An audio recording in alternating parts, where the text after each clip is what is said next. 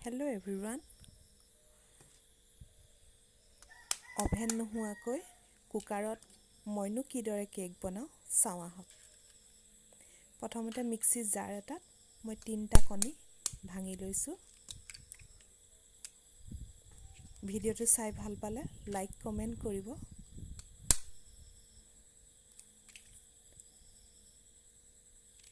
ইয়াতে এতিয়া মই একাপ চেনি দিম।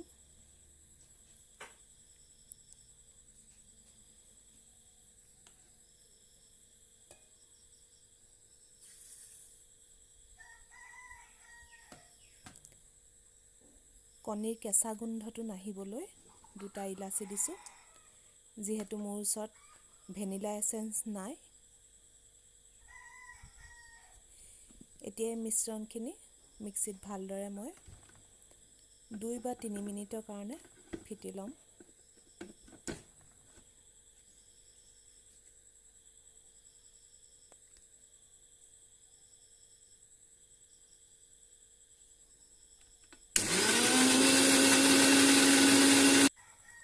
ভালদৰে মিক্সিত ফেটি লোৱাৰ পাছত এতিয়া এটা বৌলত মিশ্ৰণখিনি উলিয়াই ইয়াতে একাপ মই ময়দা দিছোঁ।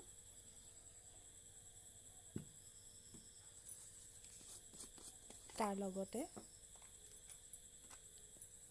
এচামুচ বেকিং পাউডাৰ, এই দুইখিনি ভালদৰে মই চালি ল'ম। যিহেতু কেতিয়াবা ময়দাত গুটি গুটি ওলায়, সেইবাবে চালি লৈছোঁ।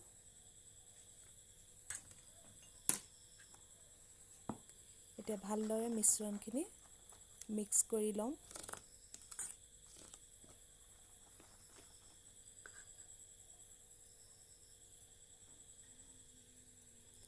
ইয়াতে একাপ ৰিফাইন অইল দিছোঁ।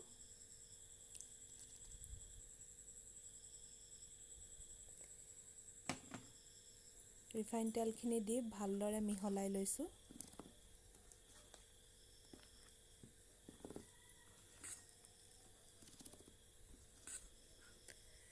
তাৰ পাছত মই ভালদৰে মিহলি কৰি 10 মিনিটৰ কাৰণে এই মিশ্ৰণখিনি ৰেষ্ট দিম। কিছুমানে লগালগ কেকটো পাতে, কিন্তু মই 10 মিনিট ৰেষ্ট দিওঁ, তেতিয়া খাবলৈ আৰু অলপ সোৱাদ লগা হয়, ভালদৰে ফুলি উঠে। 10 মিনিটৰ পাছত আকৌ ভালদৰে মই মিক্স কৰি লৈছোঁ।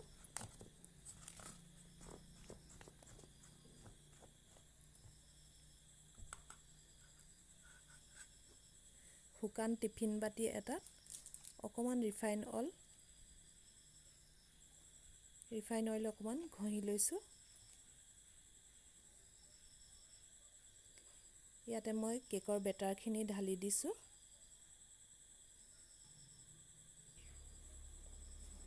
কুকাৰটো দেখি নাহাঁহিব দেই, এইটো মোৰ কেক বনোৱা কুকাৰ। তেল পৰি অকণমান জ্বলি যোৱা নিচিনা হৈছে। ইয়াতে এডাল ষ্টেণ্ড দি ল'ব।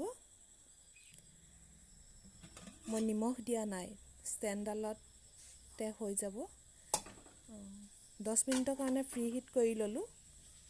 তাৰপৰা টিফিন বাতিটো মই তাত বহাই দিছোঁ।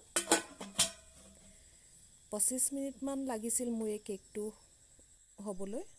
চাওকচোন কিমান ধুনীয়া হৈছে কেকটো। এইদৰে আপোনালোকেও বনাই খাই চাব পাৰে। চাওকচোন কি ধুনীয়া হৈছে।